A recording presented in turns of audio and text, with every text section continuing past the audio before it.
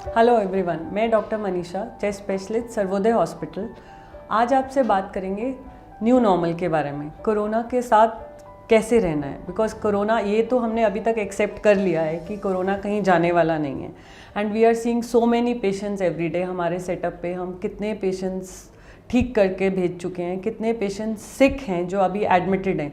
तो आज हम उन सवालों के बारे में डिस्कस करेंगे जो रोज़ पेशेंट और उनके अटेंडेंट्स हमसे पूछते हैं कोरोना को लेके। सबसे पहला ये है कि आप घर पर हैं और आपको लग रहा है कि सांस में तकलीफ है। तो अलग अलग थ्योरीज आई हैं कि अगर आप 10 सेकंड सांस रोक के देखते हैं और आपको लगता है कि तकलीफ नहीं हो रही है, या आप ब्रीदिंग एक्सरसाइजेस करते हैं जो कि इवैल्यूएट कर सकती है, सो डेफिनेटली ये सब कर सकते होंगे, but then these are not recommended.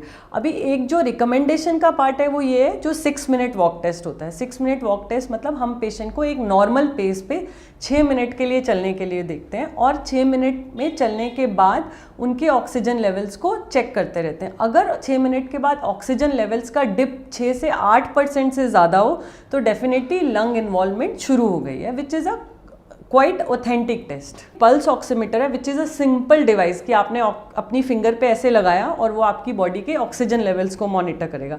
सो अगर आपके ऑक्सीजन लेवल्स जो नॉर्मली 95 to 97% होते हैं, अगर वो 95 से नीचे आते हैं और डिक्रीजिंग ट्रेंड रहता है, लाइक 95, 94, 93 ऐसा रहता है, तो दैट्स एन अलार्म। तो अब आपको डॉक्टर के कॉन्टैक्ट में आना है, डॉक्टर की एडवाइस लेनी है एंड फर्दर चेकअप्स के लिए जाना है।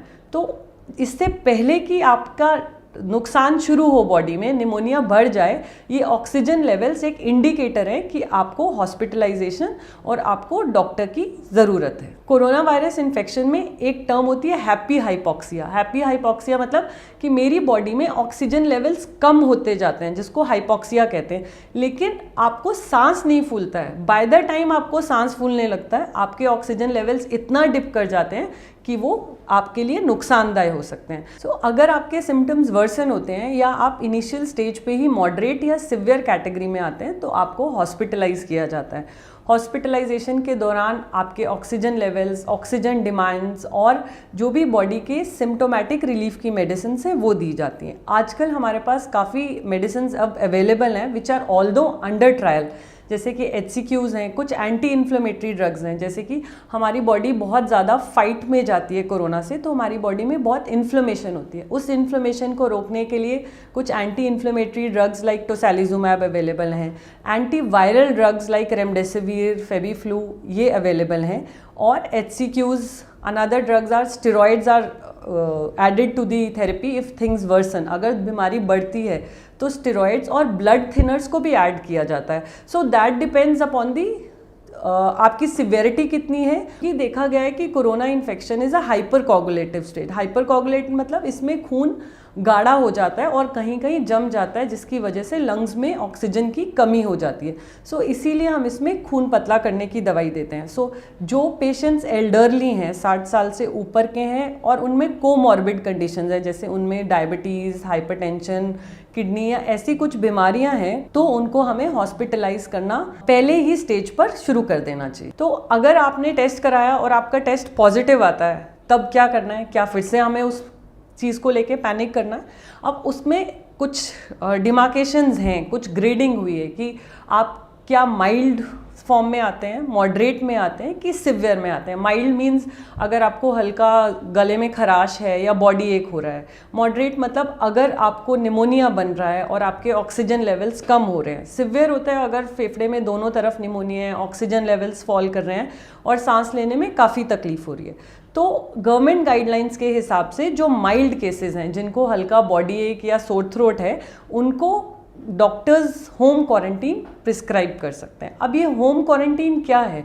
होम क्वारंटीन का पर्पस क्या है? होम क्वारंटीन का पर्पस एक तो ये है कि आप घर में एक कमरे में रहें, क्योंकि आपको हेल्थ केयर को बर्डन नहीं करना है। आज के टाइम में इतने सारे केसेस हैं, तो जो पेशेंट्स कंपैरेटिवली स्टेबल हैं वो होम क्वारंटीन में रहें, ताकि जो सिक पेशेंट्स हैं उनको जेन्युइन केयर मिल सके।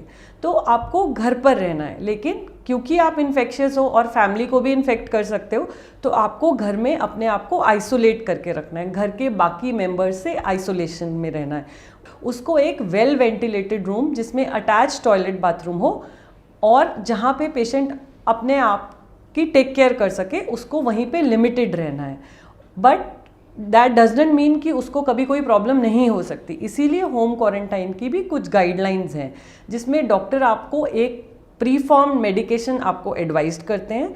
और दूसरी बात ये होती है कि आपको अपने वाइटल्स को मॉनिटर करना है। वाइटल्स मीन्स आपको सुबह शाम अपना टेम्परेचर चार्ट करना है, अपना ऑक्सीजन लेवल्स चेक करने हैं, जो कि एक पल्स ऑक्सीमीटर से होते हैं। क्या मैं जब एक कोरोना पेशेंट के कांटेक्ट में आया हूँ तो क्या मुझे कोरोना इन्फेक्शन हो सकता है? तो हमें उसमें क्लोज कांटेक्ट को डिफरेंशिएट करना है। सपोज आपके कोई क्रॉस करके गया तो आपको कोरोना इन्फेक्शन नहीं होगा। सो क्लोज कांटेक्ट होता है कि जो इंसान बिना मास्क पहने एक पॉजिटिव पेशेंट के पास 15 मिनट से ज़्यादा रहता है, एंड उन दोनों के बीच का फासला 3 फीट से कम है। सो 3 फीट मोर देन 15 मिनट्स, तभी हम उस पेशेंट को क्लोज कांटेक्ट में आते हैं। अदरवाइज हम उसको क्लोज कांटेक्ट कंसिडर नहीं कर सकते। तो अगर आप क्लोज कांटेक्ट में आ गए हैं, अगर आपको पता नहीं है और उसके बाद आपको पता चलता है कि 2 दिन के बाद वो इंसान का पॉजिटिव आया है, तो आपको क्या करना है, आपको कितना पैनिक करना है, आपको कौन से टेस्ट कराने हैं कि नहीं कराने। तो इसके लिए आप डॉक्टर से मिलेंगे। ये जो टेस्ट है कोविड-19 RT-PCR स्वैब से जो होता है, ये सिर्फ डॉक्टर के प्रिस्क्रिप्शन पे ही होता है। और अगर आप जैसे सपोज आज एक्सपोज हुए हैं तो डे 5 से डे 10 वाला दिन होता है, जिसमें अगर आप टेस्ट कराएंगे तो टेस्ट की सेंसिटिविटी और स्पेसिफिसिटी अच्छी होगी। मतलब अगर आपको इन्फेक्शन है तो उसका जांच में आने में 5 से 10 दिन का वक्त लगता है। सपोज़ किसी के कांटेक्ट में आने से 5 दिन से पहले ही आपको सिम्टम शुरू हो गए हैं तो भी आप टेस्ट करवा सकते हैं, बट नॉर्मली 5 से 10 दिन ऑफ एक्सपोजर के बीच में is the right time to get yourself investigated. अभी और सवाल जो एक बहुत कॉमन है कि जैसे कि हमारे पेशेंट्स डिस्चार्ज होते हैं तो eight the time of the discharge वो चाहते हैं कि हमारा टेस्ट दोबारा किया जाए। उसका 2 पर्पज़ है। एक तो इसलिए कि वो देखने के लिए कि क्या एक्चुअल वो नेगेटिव हो गए हैं, दूसरा अगर वो नेगेटिव हो गए हैं तो क्या वो अपनी फैमिली मेम्बर्स के साथ रह सकते हैं या अपनी क्वारंटीन वाले पीरियड को ब्रेक कर सकते हैं। तो गवर्नमेंट भी कहती है गाइडलाइंस के हिसाब से भी कि अगर आप माइल्ड या मॉडरेट केस में आते हैं, माइल्ड या मॉडरेट मतलब अगर आपको आईसीयू की ज़रूरत नहीं पड़ी है, ARDS में नहीं गए हैं, तो ऐसे पेशेंट्स का हम at the time of discharge test नहीं करते हैं। The criterias have change. उसमें क्या है कि अगर आपको 10 दिन हो गए हैं आपके सिम्टम शुरू हुए को और पिछले 3 दिन से आपको फीवर नहीं आया है, so you have to be very sure कि 3 दिन लगातार आपको फीवर नहीं आया है एंड आपके 10 दिन सिम्टम ऑनसेट को हो गए हैं, तो हमें कोई भी टेस्ट कराने की ज़रूरत नहीं है। हम अपना क्वारंटाइन पीरियड फिनिश कर सकते हैं और नॉर्मल अपनी सोशल रिस्पॉन्सिबिलिटीज़ कैरी ऑन कर सकते हैं। क्योंकि ये देखा है कि नॉर्मली क्या है, 14 डेज़ पे हमने रिपीट टेस्ट कराया, रिपीट टेस्ट भी पॉजिटिव आ जाता है। फिर एक दिमाग में और ये आना कि क्या मैं फिर से अभी तक पॉजिटिव हूँ, क्या मैं अभी इन्फेक्शियस हूँ, मैं औरों को इन्फेक्शन दे सकता हूँ, क्या बीमारी मेरे अंदर अभी भी चल रही है। तो ये सब क्वेरीज रहती हैं। तो हमें ये समझना है कि जब हम 14 दिन के बाद भी टेस्ट करते हैं तो बहुत लोगों का पॉजिटिव आता है। दैट डज नॉट मीन कि उनके अंदर इन्फेक्शन है। ये देखा गया है कि वो जो स्वैब में आता है वो वायरस है, that can be dead virus. वो वायरस हमारे अंदर रहता है बट जिंदा नहीं है। क्योंकि वो जिंदा नहीं है तो हमारी बॉडी को डैमेज नहीं कर रहा है और हम शेडर नहीं है। शेडर मतलब हम और लोगों को इन्फेक्शन नहीं दे सकते हैं। इसीलिए रिपीट टेस्टिंग अब एडवाइजेबल नहीं है। अगर आप हेल्दी फील कर रहे हैं और आपको 3 दिन में पिछले कोई भी तकलीफ नहीं हुई है, so you are as good as other individuals. Another common question is, मुझे एक बार इन्फेक्शन हो गया, मैं ठीक हो गया, क्या मुझे दोबारा इन्फेक्शन हो सकता है? क्या री इन्फेक्शन हो सकता है? तो अभी इन लास्ट 4 मंथ्स ये देखा गया है कि there were some patients who had tested positive, मतलब उनका टेस्ट 8 हफ्ते के बाद भी पॉजिटिव आया, तो ये शुरू हुआ कि इनको दोबारा से इन्फेक्शन हुआ।